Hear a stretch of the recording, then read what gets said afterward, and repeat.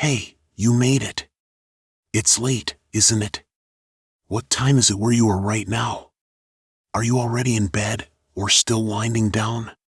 And tell me, where in the world are you listening from tonight? Just relax now. Let your breath slow. Because tonight, we're going deep into the shadows of a city that hides more secrets than you can imagine. A place where truth is dangerous, and one woman's voice was strong enough to shake the entire system. So close your eyes. Let your body sink deeper into the bed. And let me take you into the mystery. July 5th, 1981, a streetwalker from Sydney revealed a shocking secret on a televised interview program, sending ripples across the entire nation. As the truth gradually came to light, forces on both sides, the police and the underworld, started to stir and move, triggering a series of murders.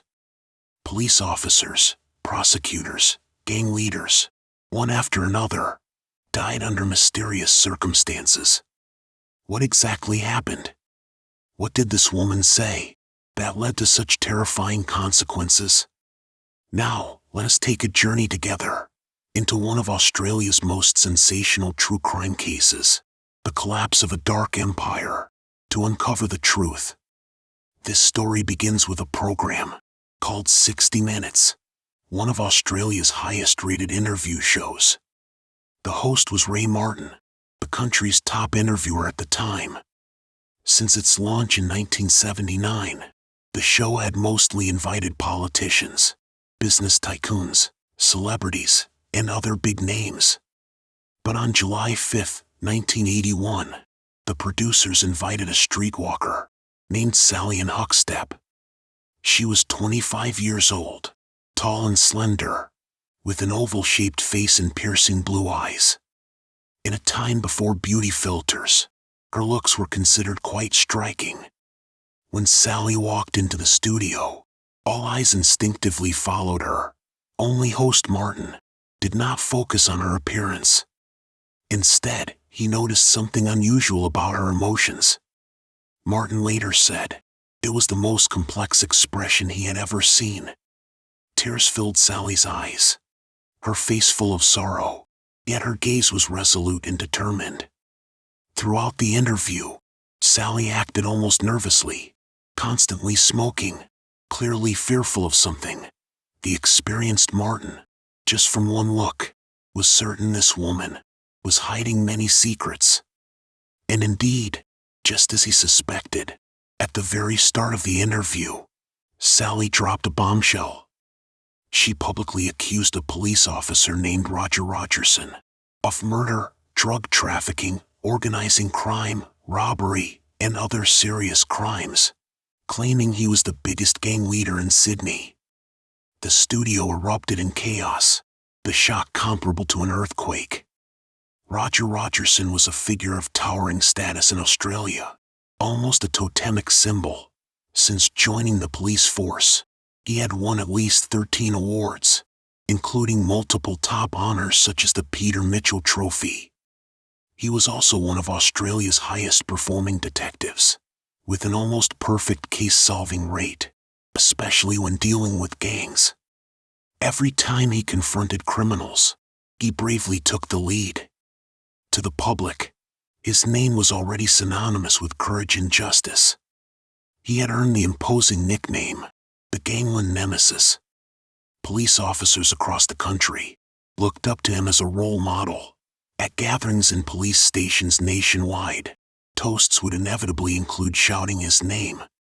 In the 1970s and 80s Australia, Roger was seen as a living superhero, almost a symbol of faith itself. So when Sally accused Roger of being Sydney's biggest underground emperor, everyone there believed she was just defaming him to grab attention. Some even launched a barrage of vile insults against Sally's identity as a streetwalker. The only person who believed Sally's story might be true was host Martin. As the nation's most popular interviewer, he had naturally been exposed to many hidden truths. Long ago, he had heard rumors about Roger's corruption, but had no solid proof. More importantly, Martin suddenly recalled a phrase Sally said backstage before the show. She told him that after the interview, she might be killed immediately, and pleaded that everything she said today must be broadcast. She repeated the same sentence many times. At the time, Martin felt puzzled, but now he understood. If Sally was telling the truth, her chances of being silenced were extremely high. With this thought, when Martin looked back at Sally, a wave of respect rose in his heart. What puzzled him was, how could a woman from the lowest social rung, a streetwalker, have any connection with such a powerful figure like Roger? And why risk her life to expose such a man of overwhelming power? To understand the full story, Martin asked Sally detailed questions about these points. As Sally unfolded her tragic life story, even the worldly wise Martin could not help but feel a deep despair. At the same time, a story that shook all of Australia began to unfold. Sallie-Anne Huckstepp was a child born into hardship. Before she could even remember, her birth mother abandoned both her and her father, disappearing without a trace. As a result, Sally grew up without maternal love, raised only by her father. But when she was 5 years old, life changed again.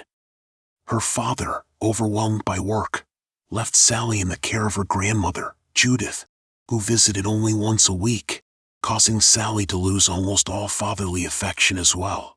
More importantly, Judith was a severe germaphobe, with a violent temper, making Sally's childhood miserable. Punishment and abuse became routine. Fortunately, Sally was a diligent girl, studying hard, always among the top students in her grade, wanting to use education to escape her dysfunctional family and change her fate. According to Sally's teachers, under normal circumstances, she would have earned a scholarship and entered a good university. But fate often has other plans. When Sally was 15, an event occurred that changed her life forever. In August 1969, Sally met an 18-year-old boy named Danny Freilich at a dance. They fell in love at first sight, quickly becoming a couple. This was Sally's first love, so she was deeply invested in the relationship. Eventually, under Danny's gradual persuasion, they lost their virginity, only to be caught in the act by Sally's father. Under normal circumstances, a father catching such a scene would arrange a marriage between the two, especially since girls married young at the time. Marriage at 16 with parental consent was common, but Sally's father had other plans. Instead of arranging a marriage, he immediately sought to profit from his daughter. Because according to Australian law at that time, if the boy was an adult and the girl was a minor, regardless of consent, any sexual contact could be prosecuted as assault. So Sally's father contacted Danny's family to demand a large compensation payment. Danny's family refused to pay, and the case went to court. Danny's family was wealthy and influential locally, so they hired a lawyer who claimed Sally seduced Danny for money, and that Danny was simply a young man who gave in to temptation. The lawyer also brought in a woman named Estelle to testify, claiming Sally's behavior was immoral, comparable to that of a prostitute. It is well known that, in such cases, women bear the brunt of blame. Moreover, Danny's family's local influence made it easier for people to trust their version of events. As the story spread, Sally was gradually labeled a promiscuous woman, mocked and insulted wherever she went, at school, by neighbors, even by her own grandmother. This pressure forced Sally to drop out of school and leave her hometown to make a living in Sydney. It was there that Sally met the man who would drag her into hell. New to Sydney, homeless and helpless, sometimes struggling even to find food, a man named Brian approached her, offering free food and shelter. At the time, Sally believed she had finally found love and loyally followed Brian. What she never imagined was Brian only wanted to exploit her for profit. In the following period, Brian provided Sally with illegal drugs for free. Once Sally became addicted, he forced her into prostitution, refusing drugs if she didn't comply, and beating her brutally. Thus, Sally became a streetwalker. During this time, she gave birth to Brian's daughter, Sasha. Fortunately, Brian fled after committing a crime, and Sally regained her freedom. However, by then, she was completely addicted to drugs, and with a daughter to raise, she had no choice but to continue working in her old line of work. It was also at this time that Sally witnessed the dark secrets hidden behind the city's beauty.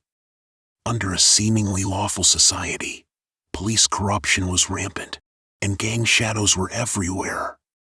With enough money, you could silence the law and turn black into white. To survive, Sally had no choice but to join this system. Prostitution was illegal in Australia, but as long as Sally paid the local police a monthly bribe, she could live in peace. It was a survival skill and a painful necessity. In the summer of 1975, Sally was forcibly taken by police to a hospital for drug rehabilitation. But in reality, the doctors needed test subjects to experiment with their detox methods. The methods were extremely cruel. Patients were rendered unconscious and subjected to high-voltage electric shocks. Over 25 people died in that hospital during this experiment. Those who survived were left with various aftereffects. According to Sally, after leaving the hospital, she couldn't walk for about a week and had to crawl on the floor. Not only did she fail to detox, but her condition worsened, developing a dependence on strong painkillers. At Sally's lowest point in life, a man appeared like a savior. His name was Warren Lanfranchi, a notorious Sydney gangster, a trusted lieutenant of Nettie Smith. Though Warren dealt with illegal drugs for years, he managed to stay clean, never using drugs himself. He worked out and trained in boxing regularly, with the dream of becoming a professional boxer. Warren always knew Sally's line of work, but never minded it.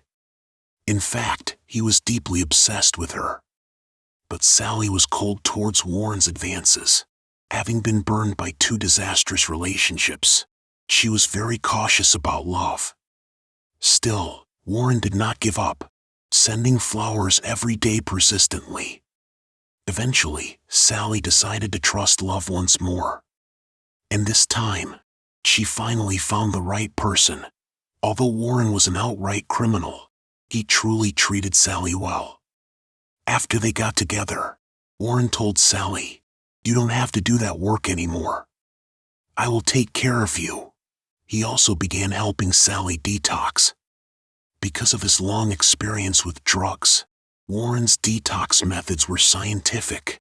He substituted illegal drugs with painkillers and gradually reduced Sally's dosage. Slowly, Sally's dependence on drugs lessened, and she eventually fully detoxed. At that moment, Sally felt reborn. Shortly after, she found out she was pregnant with Warren's child. Warren was overjoyed and immediately made a major decision to leave Sydney with Sally and start a peaceful life. In truth, Warren never wanted to be in the gang, nor did he want to break the law. But he was an orphan from childhood, living on the streets. Without joining a gang, he had no way to survive. Now that he had a lover and a child, he was desperate to start over. Before that, Warren planned to pull off one last illegal deal, make some money, and then escape. But it was this greed that brought him into a huge trouble. In the late night of June 1986, Warren, relying on his formidable skills, managed to seize 2 packages of contraband from 2 men and quickly sold them for a substantial sum. But just as he was about to flee, he learned that both he and Sally had become targets in the black market's hit list.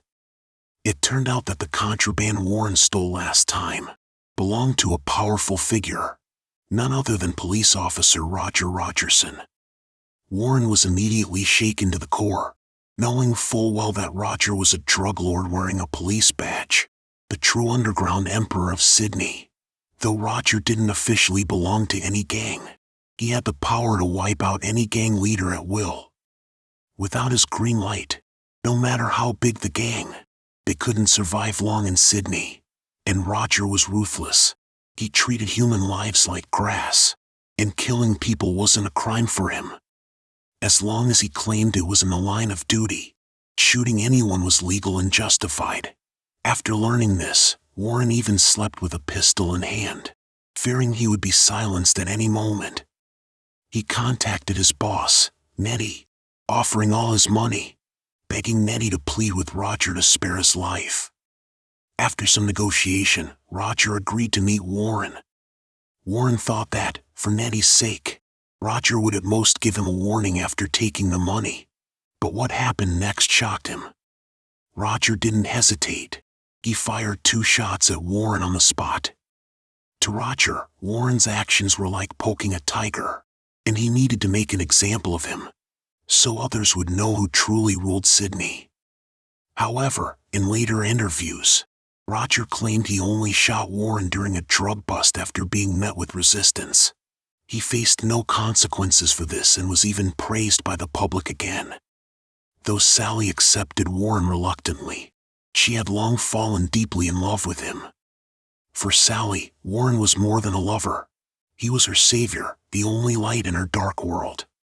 But now that Warren was dead, her life plunged into darkness once again, a fate worse than never having had him at all. She had countless thoughts of ending her own life, but before doing so, she was determined to make Roger pay. That's why she came to the 60 Minutes program, to expose Roger's true face. Sally's decision to report Roger was not just for personal revenge.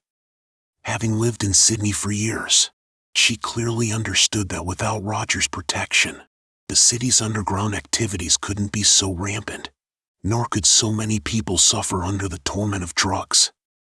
Before coming to the studio, she had already prepared herself for death, which was evident in the words she said to host Martin. She also wrote a letter to her ex, Brian, asking him to raise their daughter if anything happened to her. Though Sally risked her life to expose Roger, tragically, few believed her. She received almost no police protection, and as she predicted, not long after, her body was found near a river by her home, shot dead. Even so, many still didn't believe her claims. Some verbally abused her, saying a woman like her who knew many disreputable men was bound to be killed. But Sally did not die in vain. Her death became a catalyst for justice, a whistleblower that triggered a major upheaval. In fact, within the police force, judicial system, gangs, and among some civilians, many knew Roger's true nature and were tired of his deeds, but feared for their lives and remained silent. Sometimes, people need a spiritual leader. Sally's sacrifice sparked the courage of many insiders, who began opposing Roger and collecting evidence against him. Soon after, a man named Michael Drury, an undercover police officer who had infiltrated the gangs and risen to a minor leader position, knew many of Roger's operations intimately. He convinced 2 key witnesses to testify against Roger. But a week before the trial, tragedy struck. On June 3, 1984, Michael's first witness was found shot dead at home. The next day, another witness's body was found in the forest, also shot dead. One of them was also an undercover cop like Michael. But the terror didn't stop there. On June 6, 1984, at 6:10 p.m., while Michael was having dinner at home, a bullet shattered the window and pierced his abdomen. Thanks to doctors' efforts, he survived after 10 days of treatment. Surviving death only strengthened Michael's resolve to bring Roger to justice, to protect him from another assassination attempt. Many police officers voluntarily guarded his hospital bed. Their vigilance paid off. A few days later, Roger sent hitmen again, but seeing the room full of officers, the killers fled immediately. Michael eventually testified in court against Roger. Although the trial couldn't convict Roger fully due to lack of two key witnesses, it was enough to prove Roger's corruption. People finally began to believe Sally's claims might be true. As the case escalated, the Australian federal government intervened, establishing two special task forces: the Independent Commission Against Corruption, similar to Hong Kong's ICAC, and a Royal Commission, akin to the FBI, both reporting directly to the national leader and above local officials. With authority to investigate and seize assets freely, even the mayor couldn't interfere. With their involvement, any attempts at cover-ups were futile. Roger was immediately suspended from all duties pending investigation. But Roger was no easy target. While evidence was being collected, he busily destroyed proof. Sydney was in turmoil. Besides the already dead policeman and informant, more and more people died mysteriously, including numerous gang lieutenants, and even a prosecutor assassinated. These murders weren't done by Roger himself, but by a professional hitman named Christopher Flannery, who vanished without a trace and was never caught. Though everyone knew Roger was behind it, the investigators had little leverage. Then, they convinced a gang leader to turn state witness. That man was none other than Warren's boss, Nettie Smith, who had colluded with Roger for years and knew everything about his crimes. Investigators thought this testimony would finally trap Roger, but they underestimated him. Although Nettie detailed Roger's crimes, he lacked solid physical evidence. Roger was extremely cautious, leaving no traceable proof. Very few people knew his true identity, only his codename, the Instructor. After much effort, investigators only managed to convict Roger on money laundering charges, and he was sentenced to 4 years in prison. Though he escaped harsher punishment, his underground empire in Sydney slowly crumbled. The Sydney Police Department underwent a major overhaul within 2 years, restoring the city's light. Sally's sacrifice was not in vain. Yet, Roger's mere 4-year sentence left many feeling justice was incomplete. Investigators continued to pursue the case for years but found no further evidence. The case seemed to close with regret, until an unexpected murder years later provided irrefutable proof. On May 26, 2014, a fisherman found the body of a young man tied to a surfboard, wrapped in a blue waterproof tarp, floating in the sea. Police quickly arrived and identified the victim: Jamie Gao, a drug dealer with a police record, a Chinese-Australian student from a wealthy family, who turned to crime because he thought it was cool. Veteran dealers saw him as an easy target. Police suspected Jamie was killed by other dealers in a turf war. Following this lead, they contacted an informant inside the gangs. They learned that on May 20th, Jamie was contacted by someone wanting to buy drugs, with a meeting set at a warehouse in Sydney's suburbs.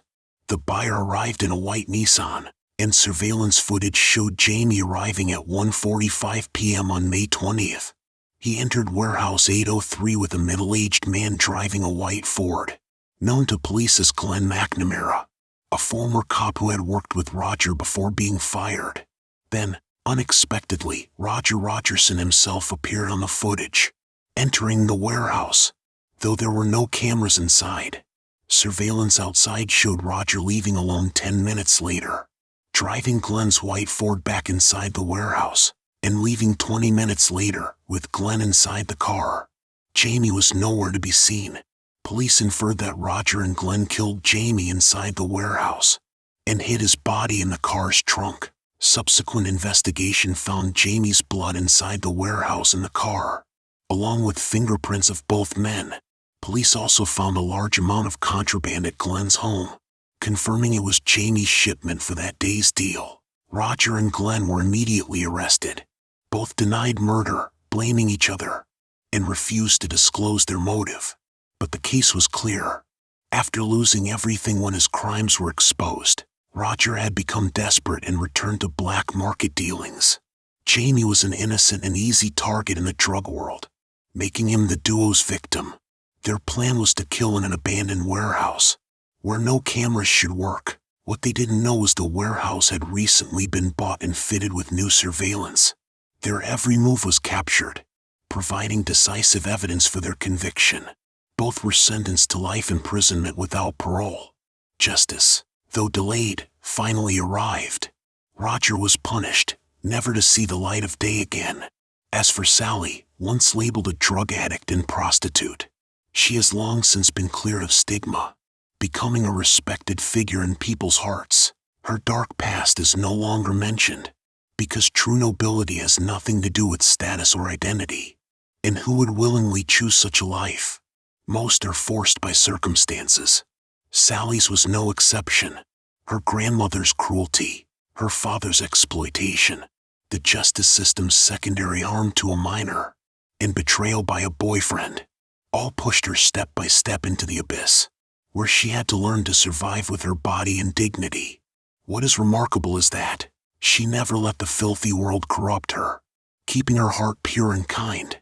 She could have fled with her daughter, but chose instead to stand in the spotlight, exposing her painful past, enduring endless humiliation without regret, using her life as a weapon to pierce the sore of her times, becoming the whistleblower of this great change. Today, Sally is a national hero, and she truly deserves this title. Are you still with me? Or have you already drifted off into your own quiet dreamscape? If you're still awake, I'd love to know. Where are you listening from tonight? What time is it right now on your side of the world? And did this story bring you comfort or curiosity? If you'd like more journeys into true crime, told gently, in the soft hush of night, then follow, subscribe, and stay with me. I'll be waiting here next time, under the moonlight, with another story to help you fall asleep and dream deeply. Good night, my friend.